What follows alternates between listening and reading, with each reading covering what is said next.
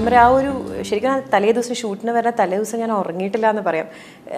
ഇത്രയും എനിക്ക് ചെയ്ത് ഫലിപ്പിക്കാൻ കഴിയുമോ, അല്ലെങ്കിൽ എനിക്ക് ആ ഒരു പോലീസ് വേഷം ചേരുമോ? എൻ്റെ ഏറ്റവും വലിയൊരു പേടി അതായിരുന്നു. എനിക്ക് ആ ഒരു പോലീസ് വേഷം ഇട്ട് കഴിഞ്ഞാൽ എനിക്ക് ആ ഒരു പോലീസ് വേഷത്തിന് ഏറ്റവും കൂടുതലൊരു എന്താ പറയുക, ഒരു മനോഹരമായിട്ടുള്ള ഏറ്റവും ഒരു ഗ്ലാമർ എന്ന് പറയുന്നത് ആ ഒരു വേഷത്തിൻ്റെ ഒരു ഐശ്വര്യം, അല്ലെങ്കിൽ അതിൻ്റെ ഒരു പവറുണ്ട്. അത് എല്ലാവർക്കും കിട്ടിക്കൊള്ളുന്നില്ല. ചിലർ വേഷം ഇട്ടുമ്പോൾ നമുക്ക് അയ്യേ എന്ന് തോന്നിയിട്ടുണ്ട് പലരുടെയും. ഇനിയിപ്പോൾ ഞാൻ ഇട്ട് വരുമ്പോൾ എല്ലാവരും എൻ്റെ മുഖത്തൊരു എക്സ്പ്രഷൻ അയ്യേ ആയിരിക്കുമോ എന്ന് എനിക്കൊരു പേടിയുണ്ടായിരുന്നു. പക്ഷെ അതിന് മുമ്പ് ഞാൻ ട്രൈ ചെയ്തിട്ടുമില്ല, പോലീസ് വേഷം ഇട്ടൊന്നും നോക്കിയിട്ടില്ല. ഫസ്റ്റ് വന്നു, അപ്പോഴും എൻ്റെ വിചാരം ആദ്യത്തെ ഷോട്ട്സ് കഴിഞ്ഞ് കുറച്ച് ദിവസം കഴിഞ്ഞിട്ടായിരിക്കും എനിക്ക് പോലീസ് വേഷം തരുന്നത്. പക്ഷെ ഞാൻ ഫസ്റ്റ് ഡേ വന്ന് ആദ്യം സംവിധായകനായ ജിത്തു സാർ എന്നെ കാണുന്നത്, അതിനു മുമ്പ് എന്നെ കണ്ടിട്ടില്ല അദ്ദേഹം. എന്നെ ടി വിയിലൂടെയും സിനിമകളിലൂടെയും ഒക്കെയാണ് അദ്ദേഹം കണ്ടിട്ടുള്ളൂ. എന്നെ കാണുന്നത് പോലീസ് വേഷത്തിലാണ്. പോലീസ് വേഷത്തിൽ കണ്ടപ്പോൾ അദ്ദേഹത്തിൻ്റെ മുഖത്ത് വന്ന ഒരു കോൺഫിഡൻസ് ആണ് പിന്നെ എന്നിലേക്ക് ഒരു മിറർ ഇമേജ് പോലെ ഒരു ധൈര്യം എനിക്ക് വന്നത്.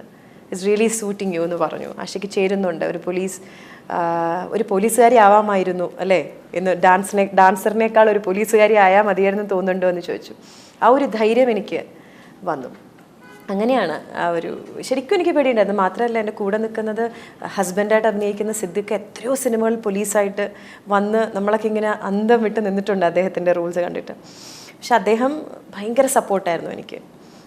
പക്ഷെ അങ്ങനെ വിചാരിക്കേണ്ട, ധൈര്യമായിട്ട് നിന്നോളൂ, ചെയ്യാൻ പറ്റും, അല്ലെങ്കിൽ ഇങ്ങനെ ചെയ്യൂ എന്നൊക്കെ പറഞ്ഞ് കറക്റ്റ് ചെയ്തത്. ഷൂട്ട് കഴിഞ്ഞൊരു 3-4 ദിവസം കഴിഞ്ഞിട്ടാണ് ലാലേട്ടനായിട്ടുള്ള ഷോട്ട്സ് വന്നത്. ലാലേട്ടനായിട്ടുള്ള ഷോട്ട്സ് വരുമ്പോൾ തന്നെ ലാലേട്ടൻ വളരെ ഫേമായിട്ട്, ലാലേട്ടനടുത്ത് വളരെ റഫ് ആൻഡ് ടഫായിട്ട് സംസാരിക്കുന്ന IG ആണ്. ആദ്യം നോക്കുമ്പോൾ ലാലേട്ടൻ്റെ മുമ്പിലേക്ക് നോക്കുമ്പോൾ എൻ്റെ കൈയും കാലൊക്കെ വിറച്ചു. അപ്പോൾ ജിത്തു സാർ എന്നോട് പറഞ്ഞു, ഇട്ടിരിക്കുന്ന വേഷം IG-യുടെയാണ്, IG ഇങ്ങനെ വിറയ്ക്കാൻ പാടില്ല, IG ഒരു പവർ വേണം. അപ്പം ഓട്ടോമാറ്റിക്കലി അപ്പം എന്നെ അദ്ദേഹം തന്ന കോൺഫിഡൻസ്, ഞാനൊരു കഥാപാത്രമാണിപ്പം ജോർജ് കുട്ടി, ആശ IPS എന്ന് പറയുന്ന കേരളത്തിലെ IG ആണ്. സോ ആ ഒരു പവർ മനസ്സിൽ വിചാരിച്ചാൽ മതി. ഞാൻ മോഹൻലാൽ എന്നോ കുട്ടി ആശയെന്നോ വിചാരിക്കേണ്ട. ആ ഒരു ധൈര്യമാണ് പിന്നീട് അങ്ങോട്ട് അദ്ദേഹത്തിന് നേരെ നിന്ന് ചോദ്യം ചെയ്യാനുള്ള ഒരു ധൈര്യം IPS ഗീതയ്ക്ക് വന്നത്. ഞാൻ ഈ സ്ക്രിപ്റ്റ് വായിച്ചപ്പോൾ, ഈ ദൃശ്യം വായിച്ചു കഴിഞ്ഞപ്പോൾ എനിക്ക് തോന്നിയത് ഞാനായിരുന്നുവെങ്കിലും, അതായത് ഞാൻ 2 പെൺകുട്ടികളുടെ അമ്മയാണ്. ഞാൻ എൻ്റെ മക്കളോട് എപ്പോഴും പറഞ്ഞു കൊടുക്കുന്ന ഒരു കാര്യമുണ്ട്, ഫ്രം ചൈൽഡ്ഹുഡ് ഞാൻ അവരോട് പറഞ്ഞു കൊടുക്കുക. അതൊരു അമ്മമാരുടേതായിട്ടുള്ളൊരു വറിയാണത്. കുട്ടികൾ കുറച്ച് നേരം ലേറ്റായിട്ട് വന്നാൽ, പ്രത്യേകിച്ച് പെൺമക്കളുള്ള അമ്മമാരുടെ, ഞാൻ എപ്പോഴും ആദ്യം പഠിപ്പിച്ചു കൊടുത്ത കാര്യം സ്കൂളിൽ പോകുന്ന സമയത്ത്, what is good touch and what is bad touch, അതാണ് ആദ്യം മക്കൾക്ക് പഠിപ്പിച്ചു കൊടുത്തത്. ഒരാൾ നല്ല രീതിയിൽ ഒരു കുട്ടിയെ സ്പർശിക്കുന്നത്, മോശമായ രീതിയിൽ കുട്ടിയെ സ്പർശിക്കുന്നത് എന്താണ്, അത് അല്ലെങ്കിൽ എന്താണ് ചൈൽഡ് അബ്യൂസ് എന്നുള്ളതാണ് ആദ്യം മക്കളെ പഠിപ്പിച്ചത്. കാര്യം അവർക്കത് അറിയാതിരിക്കാൻ പാടില്ല, അവർക്കൊരു അബദ്ധത്തിൽ ചെന്ന് ചാടാൻ പാടില്ല, കുട്ടികൾ സ്നേഹമാണെന്ന് തെറ്റിദ്ധരിക്കാൻ പാടില്ല. അതൊരു മോശമായ രീതിയിലല്ലെങ്കിൽ കൂടി അതാണ് ആദ്യം പഠിപ്പിച്ചത്.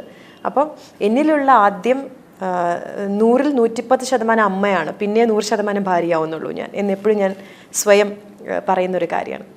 അപ്പോൾ ഈ സിനിമ വായിച്ചു കഴിഞ്ഞപ്പോൾ ജോർജ് കുട്ടിയും കുടുംബത്തിലും ആ 2 പെൺകുട്ടികളിൽ മനസ്സുകൊണ്ട് ഞാൻ അവരിൽ ഒരാളായിട്ടാണ്, കഥാപാത്രമായിട്ടല്ല, ഞാൻ IG ആയിട്ടല്ല സ്ക്രിപ്റ്റ് വായിച്ചത്. ഞാൻ വെറും ഒരു പ്രേക്ഷക അല്ലെങ്കിൽ ഒരു വായനക്കാരി എന്നുള്ള രീതിയിലാണ് അത് വായിച്ചത്. അപ്പോൾ ഏതൊരു അമ്മയും അച്ഛനും ചിന്തിക്കുന്ന രീതിയിൽ തന്നെയാണ് അവർ ചിന്തിച്ചിട്ടുള്ളത്. അങ്ങനെ തന്നെ ഏതൊരു അമ്മയും അച്ഛനും ചിന്തിക്കാൻ പാടുള്ളൂ. ഇതുവരെ ഞാൻ വളരെ കുറച്ച് സിനിമകൾ മാത്രമേ ചെയ്തിട്ടുള്ളൂ. വളരെ വൈകി സിനിമാ രംഗത്ത് വന്ന ആളാണ് ഞാൻ. ഒരിക്കലും പ്രതീക്ഷിക്കാണ്ട് അഭിനയ രംഗത്ത് വന്ന ആളും കൂടിയാണ്. നൃത്തമായിരുന്നു ജീവവായു, എപ്പോഴും നൃത്തം ചെയ്യുകയും പഠിപ്പിക്കുകയും ചെയ്തിരുന്ന ഒരാളാണ്. അങ്ങനെ ഇരിക്കുമ്പോഴാണ് പ്രൊഫസർ ജയന്തി എന്ന് പറയുന്ന കഥാപാത്രം, അതിനോടൊരു ഇഷ്ടം തോന്നി ഞാൻ പ്രൊഫസർ ജയന്തി ആയത്. പക്ഷേ ഒരിക്കലും എന്നെ മലയാളി പ്രേക്ഷകർ സ്നേഹിക്കുമെന്ന്, അല്ല ഇത്ര അധികം അവരിലൊരാളായി എന്നെ കാണുമെന്ന് ഞാൻ പ്രതീക്ഷിച്ചില്ല. പക്ഷെ ആ സ്നേഹവും ആ ഒരു കോൺഫിഡൻസുമാണ് തുടർന്ന് അഭിനയിക്കാൻ എനിക്കൊരു ധൈര്യം കിട്ടിയത്. അങ്ങനെ ഇരിക്കുമ്പോൾ ഒരുപാട് നല്ല സംവിധായകർ, ഇപ്പോൾ സീരിയലെന്നോ സിനിമയെന്നോ വ്യത്യാസം കാണാത്ത ഒരുപാട് പേരുണ്ട്. പലപ്പോഴും പറയാറുണ്ട് സീരിയൽ അഭിനയിച്ചു കഴിഞ്ഞാൽ മലയാള ചിത്രത്തിലേക്ക് കാലെടുത്ത് വെക്കാൻ ബുദ്ധിമുട്ടാണെന്ന്. പക്ഷെ എൻ്റെ ജീവിതത്തിൽ എന്തോ ഭാഗ്യം തുണച്ചു എന്നെ. ആദ്യ ചിത്രം തന്നെ ഫ്രൈഡേ ആയിരുന്നു. അതും പക്ഷെ കുങ്കുമപ്പൂ എന്ന് പറഞ്ഞ പരമ്പര സ്ഥിരമായി കണ്ട സാൻഡ്ര തോമസും കുടുംബയുടെ നിർബന്ധത്തോടെയാണ് ഞാൻ അവരുടെ ആദ്യ ചിത്രത്തിൽ അഭിനയിച്ചത്. രണ്ടാമത്തെ ചിത്രം ലാലേട്ടൻ്റെ പേരായിട്ടായിരുന്നു, കർമ്മയോധ, മേജർ രവി സാറിൻ്റെ. പിന്നെയാണ് ബഡി എന്ന് പറയുന്ന ചിത്രം അഭിനയിച്ചത് അനൂപ് മേനൻ്റെ കൂടെ. അതിനുശേഷം സക്കറിയയുടെ ഗർഭിണികൾ, ലാൽ ചേട്ടൻ്റെ കൂടെ, ലാൽ ചേട്ടൻ്റെ പേരായിട്ട് വളരെ എനിക്കിഷ്ടപ്പെട്ടൊരു കഥാപാത്രമായിരുന്നു കേട്ടോ. അത് ഒരു അമ്മയാവാൻ കഴിയാത്തൊരു സ്ത്രീയുടെ എല്ലാ ഫീലിങ്ങും ഉള്ള ഒരു കഥാപാത്രം സൂസൻ എന്ന് പറയുന്ന ഭയങ്കര ഇഷ്ടമുള്ളൊരു കഥാപാത്രമായിരുന്നു. ഇങ്ങനെയെല്ലാം കഴിഞ്ഞിട്ടാണ് ഈ ഒരു സിനിമ വരുന്നത്. അപ്പോൾ സിനിമകൾ ചൂസ് ചെയ്യുമ്പോൾ കഥാപാത്രങ്ങൾ ഞാൻ കുറച്ച് ശ്രദ്ധിക്കാറുണ്ട്. ഒരേ ടൈപ്പ് കഥാപാത്രമല്ലാതെ എനിക്ക് ചെയ്യാൻ പറ്റുന്ന എന്തെങ്കിലുമുള്ള കാര്യങ്ങളാണ് പലപ്പോഴും ഞാൻ തിരഞ്ഞെടുക്കാറുള്ളത്. ഈ ദൃശ്യം എന്ന സിനിമയിൽ ഈ ഒരു IPS റോള് തന്നെയാണ് എന്നെ അട്രാക്റ്റ് ചെയ്തത്. അല്ലെങ്കിൽ അവരുടെ ഒരു അവർക്ക് വെറും ഒരു പവർഫുള്ളായിട്ടുള്ള ലേഡി മാത്രമല്ല, അവരുടെ മനസ്സിൽ ഒരുപാട് വേദനകൾ, കടൽ പോലെ തിരയടിക്കുന്ന വേദനകൾ കൊണ്ട് നടക്കുന്ന ഒരു IPS ഓഫീസറാണ്. കഥ ഞാൻ കൂടുതൽ പറയുന്നില്ല. അങ്ങനെ ഒരു വേദന അനുഭവിച്ച്, അല്ലെങ്കിൽ അതിൻ്റെ ഒരു പെയിൻ, മനസ്സിൽ മുഴുവൻ പെയിൻ ആണെങ്കിലും മുഖത്ത് വളരെ പവർഫുള്ളായിട്ടുള്ളൊരു സ്ത്രീയാണ് IPS ഗീത.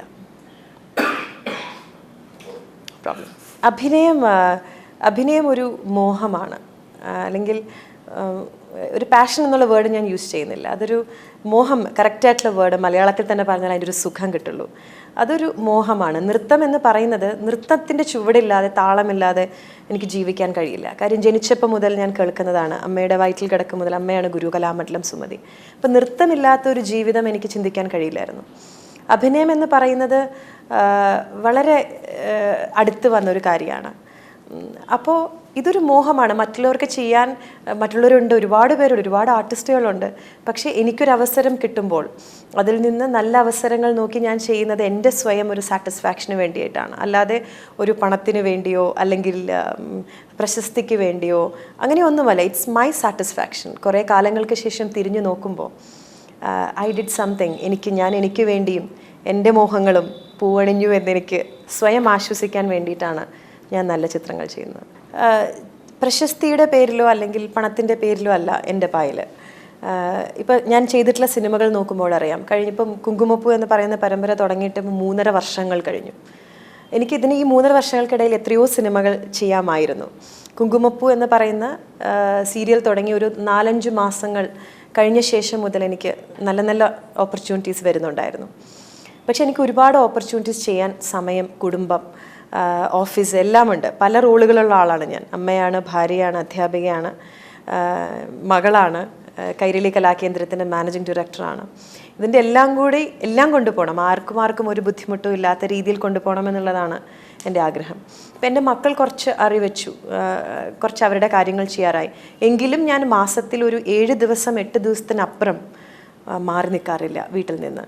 കാര്യം അത് ശരിയാവില്ല. 2 പെൺകുട്ടികളാണ്. എനിക്ക് വീട് വിട്ട് പിന്നീട് ഒരിക്കലും അമ്മ ഞങ്ങളെ നോക്കിയിട്ടില്ല എന്ന് ഒരിക്കലും അവർക്ക് തോന്നാൻ പാടില്ല. അവരുടെ ഒരു എൻകറേജ്മെൻറ്റോടു കൂടിയാണ് ഞാൻ ചെയ്യുന്നത്.